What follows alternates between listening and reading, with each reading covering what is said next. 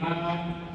قال الله تبارك وتعالى: ما كان محمد أبا أحد من رجالكم ولكن رسول الله وخاتم النبيين وكان الله بكل شيء عليما.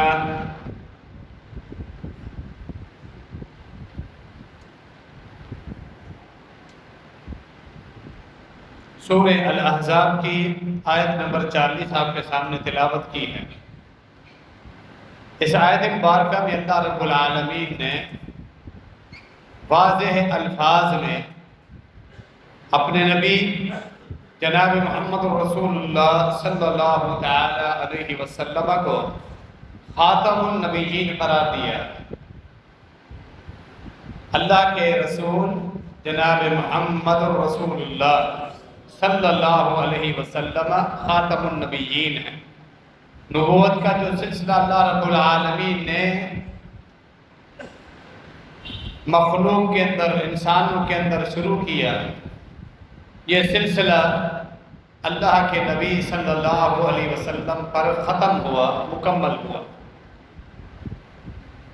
مسلمانوں کا یہ بنیادی عقیدہ ہے کہ قرآن کی واضح آیت، بے شمار اللہ کے نبی علیہ الصلوۃ والسلام کی احادیث، صحابہ کرام، تابعین، تبع تابعین، تمام مسلمانوں کا اس پر اجماع ہے کہ اللہ کے نبی علیہ الصلوۃ والسلام آخری رسول اور اللہ کے آخری نبی ہیں۔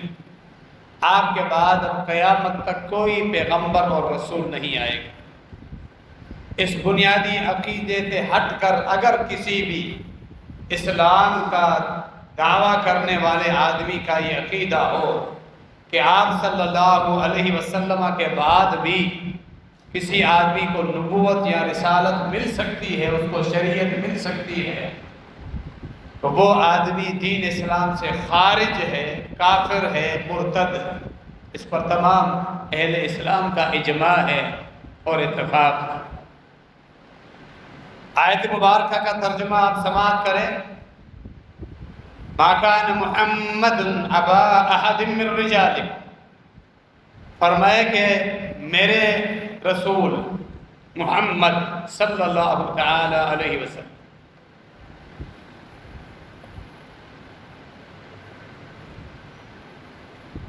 تم میں سے جتنے لوگ ہیں اس کے جو ساتھی ہیں ان میں سے کسی کے والد نہیں ہیں، کسی کے والد نہیں ہیں، کہ جتنی اللہ رب العالمین نے بیٹے کی اولاد دی تھی، 3 بیٹے عطا فرمائے تھے، اللہ کی حکمتیں ہیں، وہ تینوں بیٹے اللہ رب العالمین نے چھوٹی عمر میں ہی دنیا سے اللہ نے انہیں واپس لے لی۔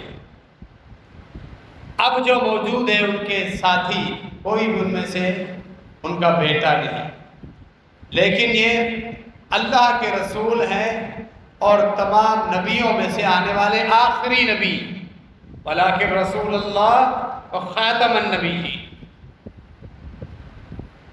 لفظ نبی اور رسول میں کچھ اہل سنت والجماعت کے علماء نے فرق کیا کہ یہ جو نبوت و رسالت کا سلسلہ چلتا رہا اور نبی علیہ الصلوۃ والسلام پر ختم ہوا تو ان میں رسول بھی تھے اور نبی بھی تھے۔ رسول وہ تھا جسے اللہ رب العالمین نے پوری نئی شریعت دی، جس پر کتاب اور کوئی صحیفہ بھی نازل ہوا، اور نبی وہ تھے جو کسی رسول کی شریعت کو آگے مزید اس کی تبلیغ کرنے کے لیے اللہ نے ان کو نبوت کے لیے چن لی۔ اس فرق کے لحاظ سے رسول کا درجہ نبی سے زیادہ ہے۔ انبیاء بھی آئے، رسول بھی آئے، رسولوں کا مقام انبیاء سے زیادہ ہے۔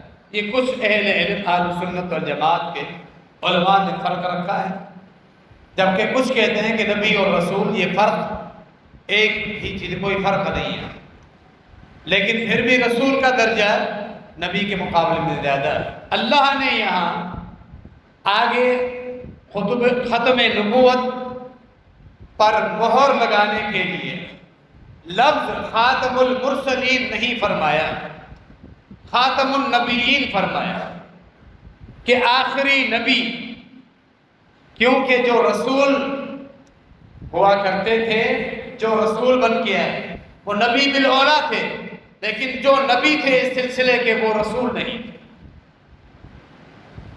تو جب اللہ کے نبی علیہ السلام نبی اور رسول دونوں ہی تھے تو وہ خاتم النبیین ہیں، تو خاتم المرسلین بالاولیٰ ہے۔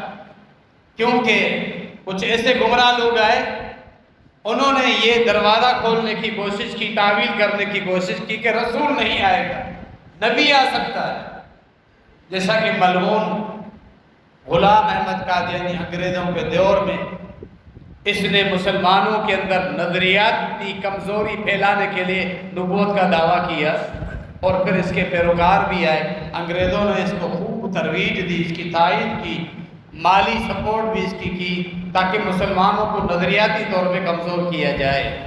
تو اس کے پیروکاروں نے جو دلیل بنائے، بظاہر مسلمانوں کو دھوکہ دینے کے لیے قرآن کو بھی مانتے ہیں اور پھر قرآن کا بھی نام لیتے ہیں، اور نبی علیہ السلام کو رسول اور نبی بھی مانتے ہیں۔ ایسا دھوکہ، لیکن ساتھ یہ تعویل کرتے ہیں کہ نبی آ سکتا ہے، رسول نہیں۔ اللہ تبارک و تعالیٰ نے اس آیت مبارکہ میں فرمایا وَخَاتَمُ النَّبِيِّينَ، تمام انبیاء میں سے آنے والے آخری نبی۔ جب نبی نہیں آ سکتا تو رسول بالاولیٰ نہیں آ سکتا۔ یہ دروازے ہی اللہ رب العالمین نے بند کر دیے۔ تو سورہ احزاب آیت نمبر 40، جس کو کہتے ہیں نص صریح، واضح ٹھوس حکم، جو ہر عالم اور ہر عام آدمی بھی ترجمہ پڑھے سمجھ جائے۔ یہ ہمارا عقیدے کا بنیادی اصول ہے کہ نبی علیہ السلام اللہ کے آخری رسول اور آخری نبی ہیں۔ آپ کے بعد قیامت تک کوئی پیغمبر اور رسول نہیں آئے۔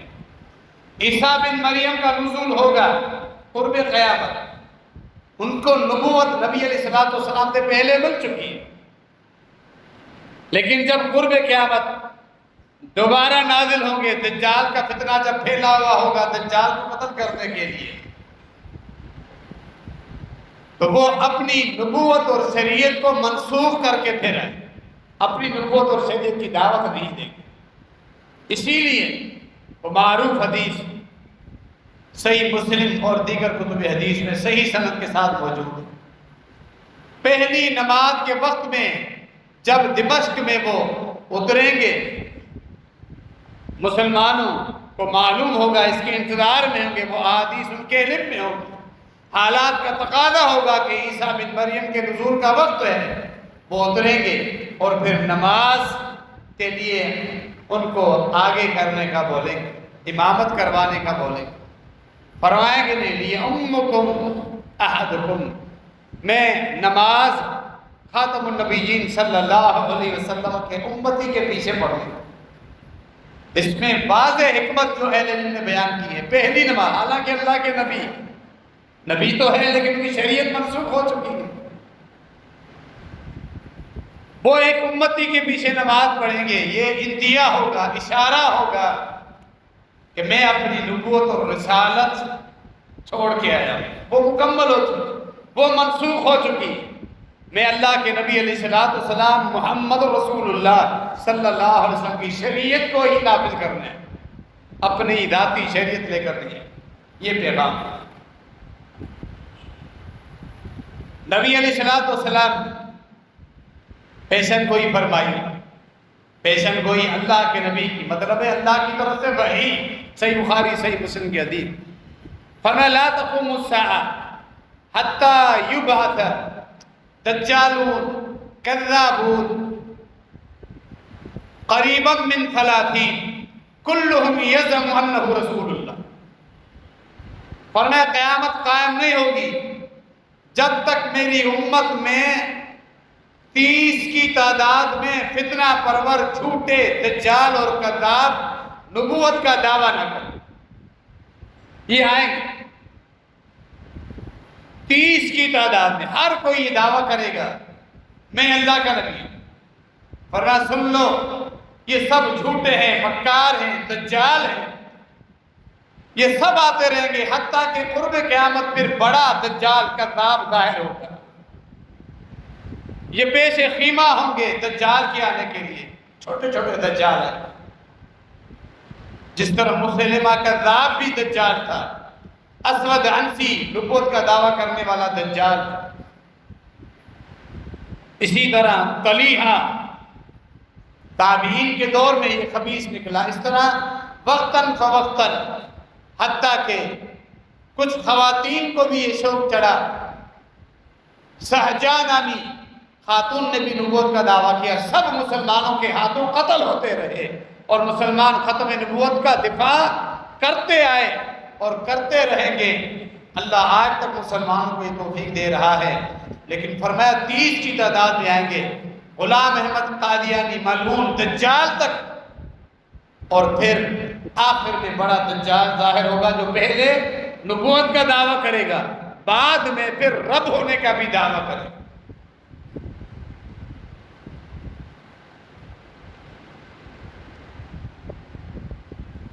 یہ وجہ، یہ 30 قسم کے دجال، 30 کی تعداد میں دجال آئیں گے، نبوت کا دعویٰ کریں گے. وجہ کیا ہے؟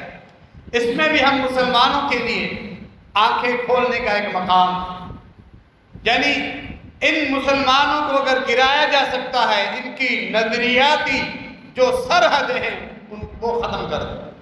نظریاتی سرحدیں جو اصل ان کا دفاع کرتی ہیں، نبی علیہ السلام کی تعلیمات، نبی علیہ السلام کے ساتھ تعلق، آپ صلی اللہ علیہ وسلم کی سنت کو اپنانا، تعلیمات کو اپنانا، ان پہ عمل کرنا. جب ان کے نظریاتی طور پہ یہ جھوٹے دجال لوگ آئیں گے، اپنی شریعت بیان کریں گے، تو امت کا ایک طبقہ گمراہ ہوتا رہے گا، ان کے ساتھ لگتا رہے گا، اور نبی علیہ السلام سے ان کا تعلق ٹوٹتا رہے گا. یہی گمراہی کا بڑا سبب. اصل وجہ یہ 30 کی تعداد میں یہ جھوٹے دجال کیوں آئیں گے؟ اللہ کے رسول صلی اللہ علیہ وسلم سے مسلمانوں کا تعلق توڑنے کے. ہمارے لیے سبب ہے کہ فتنوں سے بچنا چاہتے ہو، کامیابی چاہتے ہو، اللہ کی رحمت، اس کی خوشنودی، اس کی تائید اور نصرت چاہتے ہو، نبی علیہ السلام کے ساتھ اپنا تعلق مضبوط کرو. خاتم النبیین جناب محمد رسول اللہ صلی اللہ علیہ وآلہ وسلم کی تعلیمات کو پڑھو اور ان پہ عمل کرو. اپنی نظریاتی سرحدیں مضبوط بنا لو، دشمن تم پر کبھی غالب نہیں ہے. یہ سبب تم میں سے کسی مرد کے والد نے یہ کیوں فرمایا؟ جب زید بن حارثہ کو منہ بولا بیٹا بنایا تھا، اللہ نے یہ رسم توڑی اور زید کی متعلقہ سیدہ زینب رضی اللہ عنہا سے اللہ نے حکم دیا نکاح کرو. عرب کی جو مضبوط رسم بنی ہوئی تھی، منہ بولے بیٹے کو، لے پالک کو حقیقی بیٹا سمجھا جاتا تھا. بشری تقاضے غالب آئے اور آپ صلی اللہ علیہ وسلم ہچکچانے لگے کہ لوگ باتیں کریں گے. اللہ تو حاکم ہے نا، اللہ تو اپنے انبیاء کو بھی تنبیہ فرماتا ہے. وَتَخْشَى النَّاسَ وَاللَّهُ أَحَقُّ أَن تَخْشَاهُ. اس میں آپ کیوں ڈر رہے ہیں لوگوں سے؟ آپ اللہ سے ڈریں، اللہ کا حکم ہے، لوگوں سے ڈرنے کی ضرورت نہیں. اللہ نے آسمانوں پر ہی نکاح کروا دیا اور گھر جاتے ہیں اور اپنی بیوی جو آسمانوں پر بیوی بن چکی ان کو رخصتی کروا کے اپنے گھر لے کر جاتے ہیں. اللہ نے فرمایا آپ کی بیوی زینب رضی اللہ عنہا ام المومنین. تم میں سے کسی ساتھی کے وہ والد نہیں، کیونکہ حقیقی والد ہوتے تو والد اپنے بیٹے کی متعلقہ اور بیوہ سے ہمیشہ کے لیے نکاح نہیں کر سکتا. سسر ہمیشہ کے لیے محرم بن جاتے ہیں. سسر جو اصل حقیقی ہے، تو منہ بولا بیٹا حقیقی بیٹا نہیں، اس کی متعلقہ سے آپ نکاح کریں. یہ رسم توڑی. اسی لیے فرمایا تم میں سے کسی مرد کے وہ والد نہیں. صحیح بخاری کے اندر صحابہ کرام کا تذکرہ آتا ہے. اس میں بھی حکمت ہے کہ جن بچوں کے والد بنے اللہ نے وہ بیٹے چھوٹی عمر میں کیوں اٹھا لیے. یہ بھی ختم نبوت کی دلیل. انس بن مالک کہتے ہیں ہم صحابہ بیٹھ کے تبصرہ کرتے تھے. صحابہ کا تبصرہ علم پر مبنی تھا، وہ دین کو سمجھتے تھے، عقائد کو سمجھتے تھے، احکامات کو پوری امت کے جتنے طبقے آئے قیامت تک آتے رہیں گے، سب سے زیادہ فہم دین کی سمجھ، احکامات کی سمجھ اللہ رب العالمین نے صحابہ کرام کو دی تھی۔ کہتے ہم نے یہ تبصرہ کیا کہ یہ بھی ختم نبوت کی دلیل ہے کہ اللہ رب العالمین نے آپ کی نرینہ اولاد بچپن میں ہی لے لی۔ اگر نبوت کا سلسلہ باقی ہوتا، اللہ آپ کی کسی بیٹے کو زندہ رکھتا، وہ نبی بنتا۔ یعنی یہ واقعاتی آنکھوں دیکھی دلیل ہے کہ نبی علیہ السلام خاتم النبیین۔ یہ صحیح بخاری کے اندر صحابہ کرام کا تبصرہ ہے۔ جتنے بھی یہ بدبخت جھوٹے نبوت کے دعوے دار آئے، ان کا انجام دیکھیں۔ جن جن علاقوں سے تعلق تھا، یہ اللہ کی نشانی ہے، ان کی ویرانی دیکھیں۔ نبی علیہ السلام جہاں پیدا ہوئے، اس شہر مکہ کی آبادی اور رونقیں دیکھیں۔ جہاں نبی علیہ السلام کی وفات ہوئی، جہاں آپ صلی اللہ علیہ وآلہ وسلم کی تدفین ہے، روضہ مبارک و شہر مدینہ منورہ، اس کی آبادی دیکھیں، اس کی رونقیں دیکھیں۔ یہ آپ کو دیکھی دلیل ہے کہ آپ صلی اللہ علیہ وسلم اللہ کے سچے پیغمبر ہیں اور خاتم النبی ہیں۔ کوئی جس نے یہ بدبخت دعویٰ کیا، اس کا ملک اور اس کے شہر کی ایسی رونقیں ہوں، پوری دنیا کے لوگوں کا دل اس کے شہر سے اٹکا ہوا ہو، جڑا ہوا ہو، بار بار جانے کا دل کرتا ہو، قطن نہیں۔ اللہ نے یہ آباد رکھے مکہ اور مدینہ۔ ہر مسلمان کے دل میں ہر خواہش ہوتی ہے کہ اللہ میرے لیے اسباب بنائے، مکہ المکرمہ کعبۃ کو دیکھ کر آ جاؤں، مدینہ منورہ کو دیکھ کر آ جاؤں، مسجد نبوی میں نماز پڑھنے کا موقع ملے، جانے کے بعد وہاں دنیا میں گویا کہ یہ حج کرنے والا حاجی، عمرہ کرنے والا گویا کہ دنیا کی جنت کی سیر کر رہا ہے۔ دنیا کے اندر یہ سما، یہ خوشی اللہ رب العالمین نے اپنے نبی خاتم النبیین صلی اللہ علیہ وسلم کے دونوں شہروں میں برکتیں رکھی۔ یہ واقعاتی دلائل۔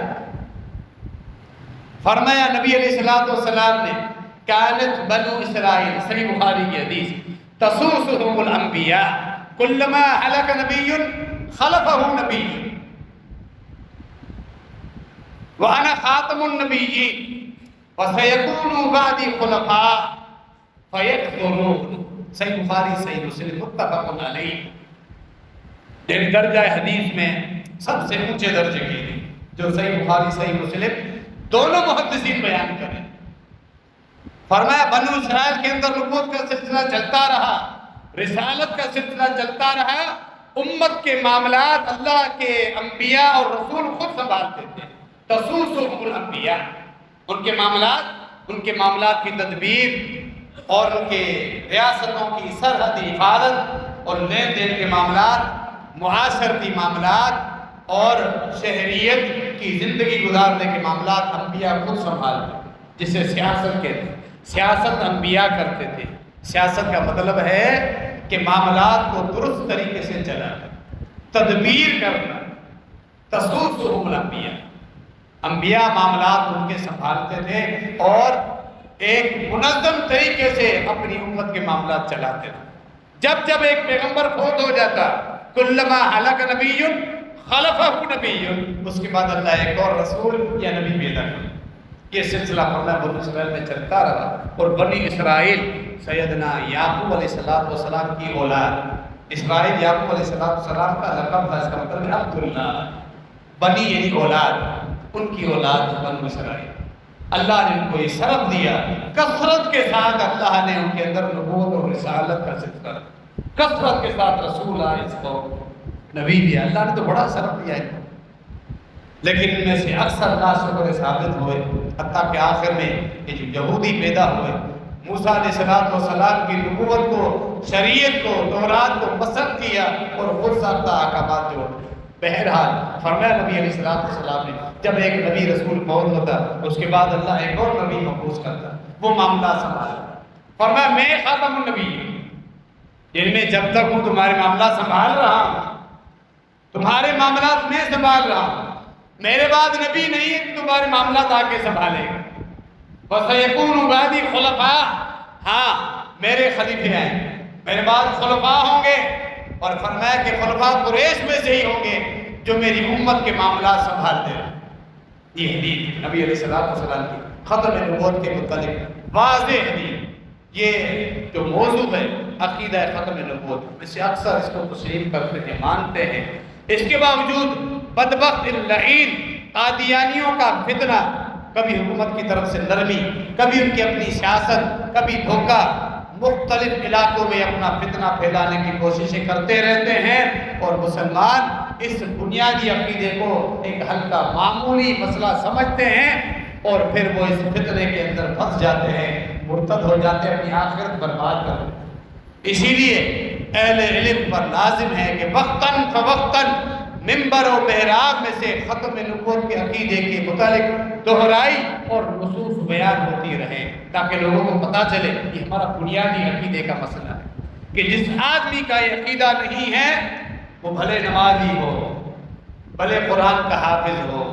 جہاد کرے، حج بھی کرنے چلا جائے، عمرے بھی کرتا رہے، اللہ کے آپ اس کی کوئی ایک نیکی بھی قبول نہیں ہوگی۔ جو خاتم النبیین جناب محمد رسول اللہ صلی اللہ علیہ وسلم کے بعد بھی کسی بدبخت کے متعلق عقیدہ رکھتا ہو کہ کوئی نبی آ سکتا، اس میں اگر شک میں بھی مبتلا ہو جائے، شک بھی کرے، اللہ کے اس کے اعمال برباد ہو جائے۔ یہ اس قدر اہم بنیادی ہمارے عقیدے کا مسئلہ ہے۔ وَمَا أَرْسَلْنَاكَ إِلَّا كَافَّةً لِلنَّاسِ بَشِيرًا وَنَذِيرًا وَلَكِنَّ أَكْثَرَ النَّاسِ لَا يَعْلَمُونَ۔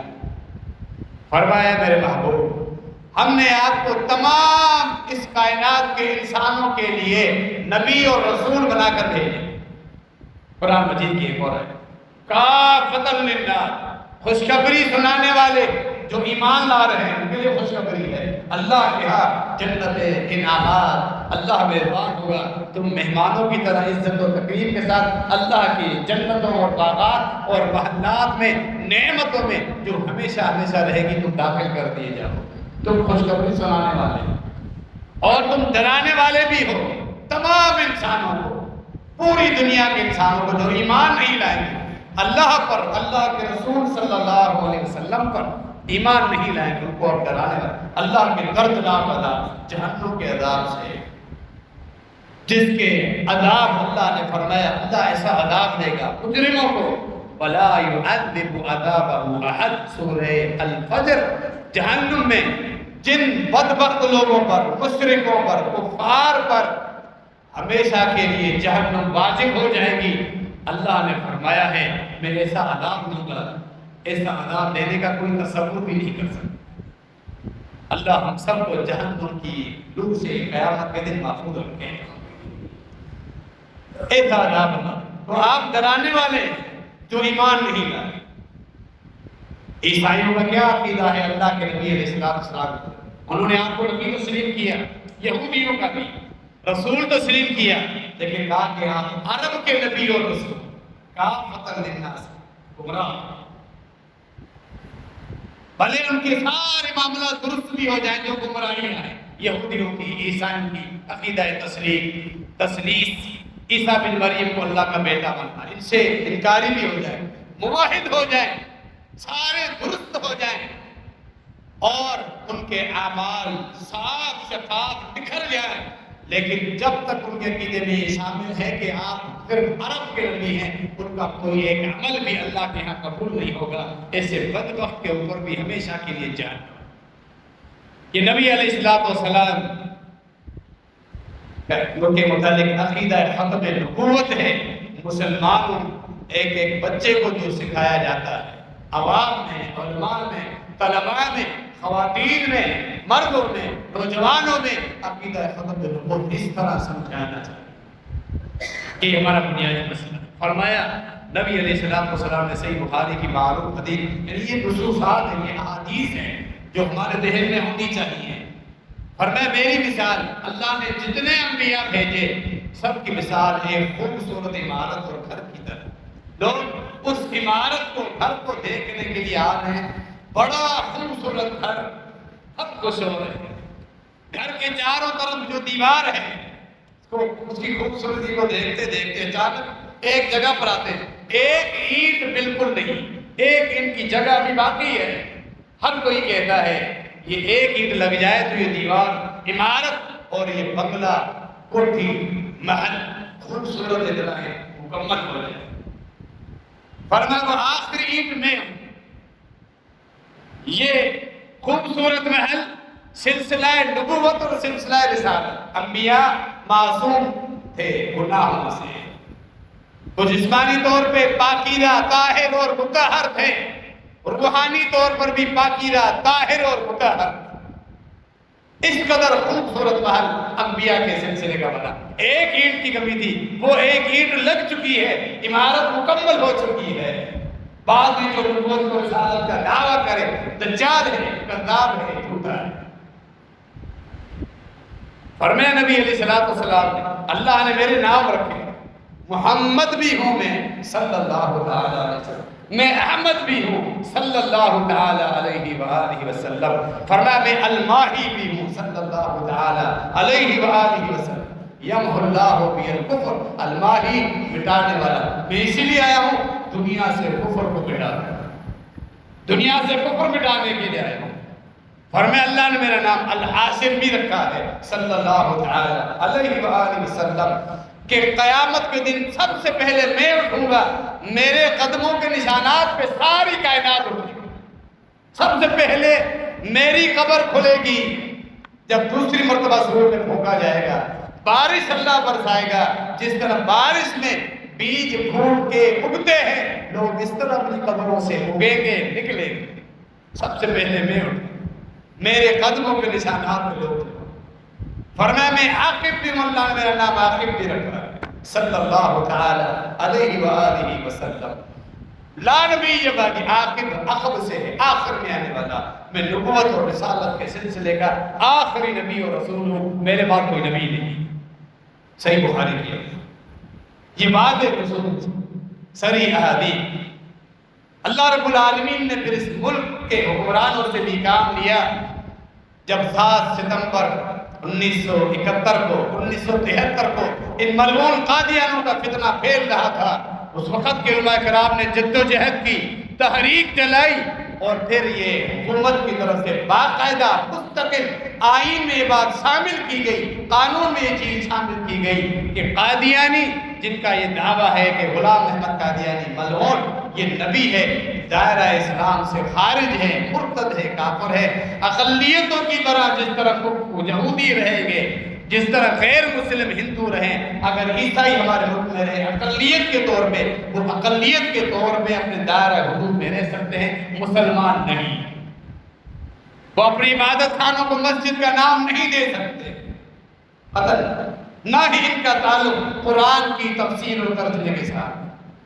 ان کا فتنہ، اس کے باوجود آپ دیکھیں، اگر آپ ویب سائٹ اور نیٹ چلاتے ہیں، تفسیر قرآن کا مسئلہ کھولنے کے لیے دیکھیں، اکثر باطل لوگ، کیونکہ ہر آدمی کا تعلق سوشل میڈیا سے جڑ چکا ہے، اکثر آپ خطبوں میں یہ بات سنتے رہتے ہیں، تو شیطان پورا دور سوشل میڈیا پر ہی لگا رہا ہے، قادیانیوں کی تفسیریں اور قرآن، چھپ کر اظہار بھی نہیں کرتے کہ ہم قادیانی ہیں، ان کی تفسیریں، ان کے ترجمے آپ کے سامنے آ جائیں گے، یعنی چور دروازہ تلاش کرنے کی پوری کوشش میں رہتے ہیں کہ لوگوں کو ہم گمراہ کرتے ہیں۔ تو اللہ رب العالمین نے وطن عزیز کے حکمرانوں سے یہ کام لے لیا جو ایک بڑا خوش آئند ہے، جس سے ہمارے دل باغ و بہار بن چکے ہیں، اور ہمیں بڑی خوشی اور فرحت ہے اس قانون پر۔ اللہ ہمیشہ اس طرح ہماری نظریاتی سرحدوں کو محفوظ رکھے، آمین وما علینا الا البلاغ۔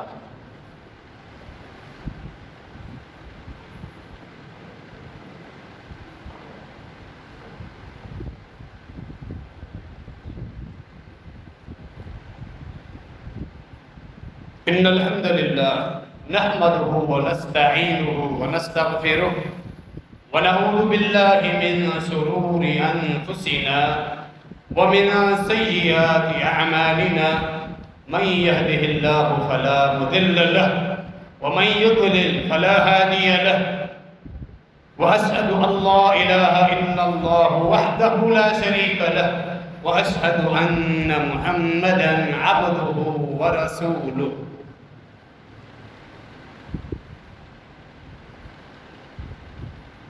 نبی علیہ السلام نے خواب دیکھا ہے، صحیح بخاری صحیح مسلم کے اندر اس خواب کا ذکر آتا ہے۔ تمام انبیاء کے خواب اللہ کی طرف سے وحی ہوا کرتے ہیں، وہ بھی ایک وحی کی قسم تھی۔ فرمایا کہ میں نے خواب دیکھا، میں دیکھتا ہوں کہ میری کلائیوں میں سونے کے 2 کنگن، تو میں پریشان ہو گیا کیونکہ سونا پہننا مرد کے لیے حرام ہے، میں نے سونا پہنا ہوا ہے، سونے کے کنگن، میں پریشان۔ مجھ پر وحی ہوئی خواب کے دوران ہی، انفخ فیہما، ان دونوں کنگنوں میں آپ پھونک مارے۔ میں نے پھونک ماری ہے، فطارا، میری پھونک کے اثر سے وہ دونوں سونے کے کنگن ہواؤں میں تحلیل ہو، ختم ہو گئے، ریزہ ریزہ ہو گئے۔ صحابہ کرام کو جب یہ خواب بتایا تو تعبیر خود بیان ہے۔ فرمایا 2 میرے ہوتے ہوئے 2 جھوٹے کذاب دجال نبوت کے دعوے دار نکلے، اور وہ نکلے۔ فرمایا میں سے ایک مسیلمہ کذاب، قبیلہ بنو حنیفہ، مدینہ منورہ کے قریب کچھ قبائل تھے، وہاں اس نے فتنہ پھیلایا، نبوت کا دعویٰ کرنے والا۔ اور پھر دوسرا اسود عنسی، یمن کے اندر رہنے والے مسلمانوں نے جب اسلام قبول کیا، اس میں سے یہ بدبخت اسود عنسی اسلام قبول کرنے کے بعد مرتد ہوا، اور پھر اس نے نبوت کا بھی دعویٰ کیا، جس کی وجہ سے فرمایا مجھے پریشانی۔ لیکن یہ اسی طرح تعلیل ہو جائیں گے جس طرح خواب میں نے دیکھا سونے کے 2 کنگن تحلیل ہو گئے، ریزہ ریزہ ہو، ان کا فتنہ زیادہ دیر نہیں چلا۔ مسیلمہ کذاب یہ اپنا فتنہ پھیلا رہا تھا، پیغام بھیجا، اپنے قاصد بھیجی، عبداللہ بن رواحہ اور ابن قصال نامی 2 مسیلمہ کذاب نبوت کا دعویٰ کر رہا ہے، اور قاصد بھیجے ہیں نبی علیہ السلام کے پاس۔ ابو داؤد کے اندر صحیح سند کے ساتھ ان قاصدوں کا واقعہ ہے۔ نبی علیہ السلام کے پاس مذاکرات کا پیغام لے کر آئے، اور مسلمہ یہ دعویٰ کرتا تھا کہ آدھی حکومت محمد میرے حوالے کر دے صلی اللہ علیہ وسلم، یا وہ اپنی وفات کے بعد نیابت میرے حوالے کرے، نہیں تو میں جتنے یہ بنو حنیفہ کے قبائل ہیں ان لوگوں کے ساتھ چڑھائی کر دوں گا مدینہ منورہ۔ یہ دھمکیاں دی۔ اور پھر 2 قاصد آئے، دونوں قاصد آئے، اور دونوں نے اپنی بات کی۔ اللہ کے نبی علیہ السلام نے ان دونوں سے پوچھا، جو پہلے اسلام قبول کرنے کے بعد مسلمہ کذاب پر ایمان لا کے مرتد ہو چکے، فرمایا ما تقولان، تم مسلمہ کی بات کو بعد میں دیکھتے، تم دونوں قاصد بن کے آئے، تمہاری اپنی رائے کیا ہے مسلمہ کے بارے میں؟ ڈر اور خوف روب تھا، یہ نہیں کہا ہم مانتے ہیں کہ وہ اللہ کا نبی، کہا نحن نقول کما یقول، ہماری وہی بات ہے جو مسلمہ کی بات۔ یہ روب تھا، ڈر تھا، کھل کے نہیں بول سکتے، بات تو وہی ہوگی، ہماری وہی باتیں جو وہ کہتا ہے۔ فرمایا نبی مکرم جناب محمد رسول اللہ صلی اللہ علیہ وسلم، لولا ان الرسل لا تقتلوا لضربت اعناقکم۔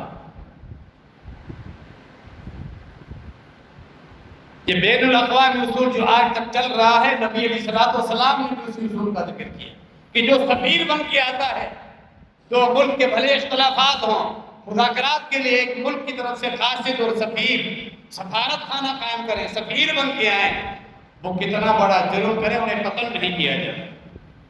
اگر یہ اصول نہ ہوتا کہ سفیروں کو قتل کرنے کی اجازت نہیں ہے، یعنی دین اسلام نے بھی اس اصول کو برقرار رکھا، میں ابھی کے بھی تم دونوں کی گردنیں اڑا دیں، میں بلاتا اپنے جان نثار ساتھیوں کو، تم دونوں کو قتل کرتے تھے، تمہاری گردنیں اڑا دیں، لیکن تم ابھی قاصد بن کے آئے، سفیر بن کے آئے، ابھی میں تمہیں چھوڑتا ہوں، دونوں کو روانہ کر۔ بعد میں مسیلمہ کذاب خود آیا چل بدبخت نبی علیہ السلام سے ملاقات کر۔ آپ صلی اللہ علیہ وسلم شروع میں آئے، اور آپ کے ساتھ ہے آپ کے باڈی گارڈ ثابت بن قیس، اکثر آپ کے ساتھ رہتے، تو 2 شرف ملے نبی علیہ السلام کی حفاظت کے لیے، اکثر ساتھ رہتے ثابت بن قیس، بڑے دلیر بہادر، اور دوسرا ان کو شرف ملا خطیب پیغمبر، بھاری بھرکم صاف آواز فصاحت اور بلاغت کے ساتھ گفتگو کرتے ہیں۔ خطیب پیغمبر کا بھی لقب ثابت بن قیس کو ملا ہے۔ نبی علیہ الصلوۃ والسلام ثابت بن قیس کو ساتھ لے کے مسلمہ کذاب کے پاس ہے۔ ہاتھ میں نبی علیہ الصلوۃ والسلام کے ہاتھ میں کھجور کے درخت کی ایک چھڑی تھی، شاخ تھی۔ اس نے اپنی وہی 3 باتیں رکھی، مطالبہ رکھا۔ فرمایا نبی علیہ الصلوۃ والسلام نے، تو یہ 3 باتیں کر رہا ہے، پوری آدھی حکومت میرے بعد نیابت وہ تو الگ رہی، یہ کھجور کی شاخ بھی اگر تم مجھ سے مانگے میں تمہیں نہیں۔ تیرا معاملہ یہ ہے، تو اتنا حقیر ہے، تیری حیثیت یہ ہے۔ وَلَن تَعْتُوا أَمْرَ اللَّهِ فِيكَ، اللہ نے جو تیرا معاملہ لکھا ہوا ہے، جو میں نے خواب دیکھا ہے وہ پورا ہو کر رہے گا، تو اس سے آگے نہیں بڑھے گا۔ یہ الفاظ کہے، فرمایا میں تمہیں زیادہ وقت نہیں دے سکتا۔ کھڑے کھڑے آپ صلی اللہ علیہ وسلم واپس چلے گئے اور ثابت بن قیس نبی علیہ الصلوۃ والسلام کی طرف سے مسلمہ کذاب سے گفتگو کرنے۔ بعد میں صحابہ کرام نے پوچھا، یہ الفاظ ہیں کہ جو اللہ نے مجھے خواب دکھایا ہے وہی تیرا معاملہ ہوگا؟ وہی کنگن والا خواب، وہ ریزہ ریزہ ہو جائے۔ جب بعد میں نبی علیہ الصلوۃ والسلام کی وفات کے بعد مسلمہ کذاب کا فتنہ پھیلنے لگا، کوفہ کی ایک مسجد میں یہ لوگ مسلمہ کذاب کے پیروکار مسلمہ کی نبوت کے متعلق ایک دوسرے کو تلقین کر رہے تھے۔ کوفے میں اس وقت ابو بکر صدیق رضی اللہ تعالیٰ عنہ کی طرف سے گورنر تھے عبداللہ بن مسعود رضی اللہ تعالیٰ عنہ۔ انہیں پتہ چلا، ان سب کو بلایا گیا۔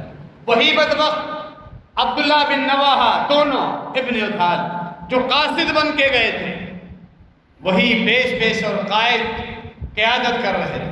عبداللہ بن مسعود رضی اللہ تعالیٰ نے ابن رواحہ سے کہا، بدبختہ میں نے تمہیں پہچانا، تو وہی قاصد ہے جو نبی علیہ الصلوۃ والسلام کے پاس قاصد بن کے آیا تھا، تجھے یاد ہے اللہ کے نبی علیہ الصلوۃ والسلام نے اس وقت فرمایا تھا کہ قاصدوں کو قتل نہیں کیا جاتا، آج تو قاصد نہیں۔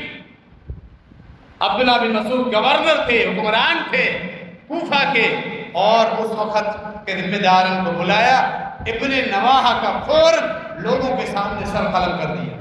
عبداللہ بن مسعود کے جو اللہ کے نبی علیہ الصلوۃ والسلام کے بعد کسی جھوٹے کے متعلق نبی ہونے کا عقیدہ رکھے یا عقیدے میں نرمی بھی رکھے، اس بدبخت کا انجام صحابہ کرام نے اس طرح کی ہے کہ گردن اڑا دی گئی، باہر چوک پہ لے جانا۔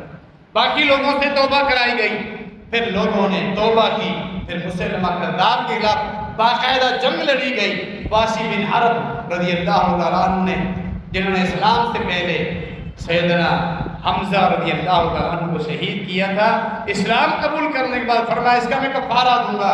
مسلمہ کذاب کو اسی جنگ کے دوران ڈیرہ مار کے بدبخت کو قتل کر دیا تھا، جہنم واصل کر دیا۔ وہی قتل، اس کا انجام، جو نبوت کا دعوے دار، اس کا انجام دیکھو کس طرح جانوروں کی طرح کو نیزہ مار کے گرایا گیا، اور پھر جو اس کی قلعے کی دیوار پہ صحابی چڑھا ہوا تھا فصیل پہ، وہ کودا اور اس کی کھوپڑی پہ، اس کے سر پہ تلوار مار کے اس کے سر پہ 2 ٹکڑے کر دیا۔ اس طرح اس کا کام تمام۔ لوگوں نے دیکھا جو نبوت کا دعویٰ کرنے والا تھا اس کا انجام کیسا بھیانک۔ اللہ نے یہ بھی نشانیاں دکھائی، جس طرح ملعون قادیانی ہیضے کے مرض میں مبتلا ہوا اور واش روم میں جا کے اس کی موت ہوئی، یہ اللہ کی ساری نشانی ہے۔ اللہ دنیا میں بھی انہیں ذلیل کرتا ہے، آخرت کا عذاب، والعذاب الآخرۃ اشد وابقیٰ، تو بڑا شدید اور ہمیشہ رہنے والا ہے، تو دنیا کا عذاب۔ اسی طرح اسود انسی کو بھی یمن کے مسلمانوں نے جا کر جب نشے میں دھتا سویا ہوا تھا، اسی نشے میں اس کا سر قلم کر دیا، اس کو قتل کر دیا۔ نبی علیہ السلام کے خواب کی تعبیر پوری ہوئی، صحابہ کرام کا مقام، ان کی شان۔ فرمایا نبی علیہ السلام نے، میں نے ان کے اندر پھونک ماری، دونوں کا قتل نبی علیہ السلام کے صحابہ نے کیا۔ بدبخت صحابہ کرام نے ختم نبوت کا کس انداز میں دفاع کیا، یعنی صحابہ کرام اللہ کے نبی علیہ السلام کی پھونک تھے۔ یہ شرف ہے پیغمبر اکرم صلی اللہ علیہ وسلم کے صحابہ کرام۔ هو الذی ایدک بنصرہ وبالمؤمنین، سورہ الانفال۔ اے میرے نبی، یہ میرا آپ پر احسان ہے، اللہ نے احسان جتلایا ہے اپنے نبی پر کہ میں نے آپ کی خصوصی تائید کی اور آپ کی دین کو آگے ترویج کے لیے نبوت کی ابلاغ اور تکمیل کے لیے میں نے آپ کو ایسے جان نثار صحابہ کرام دیے ہیں جنہوں نے آپ کی خوب بھرپور مدد اور نصرت کی۔ اللہ نے احسان جتلا ہے صحابہ کرام کی جماعت کا، کیا مقام ہے۔ ہمیں جو پھونک ماری ہے یہ پھونک صحابہ کرام کا۔ ابو بکر صدیق رضی اللہ تعالیٰ عنہ کا حکم تھا، مسلمہ کذاب کے خلاف باقاعدہ جنگ ہوئی ہے، ان کے دور خلافت میں یہ فتنے اس کی سرگوئی ہوئی، فتنے کو ختم کر دیا۔ یہ ہے مسئلہ عقیدہ نبوت جو ہمارے عقائد میں سے بنیادی اہمیت رکھتا ہے۔ 6 ستمبر کو وطن عظیم میں یوم دفاع کے طور پہ بھی اس کو منایا جاتا ہے، دفاع کے ملک کی سرحدوں کا دفاع کیا جاتا ہے۔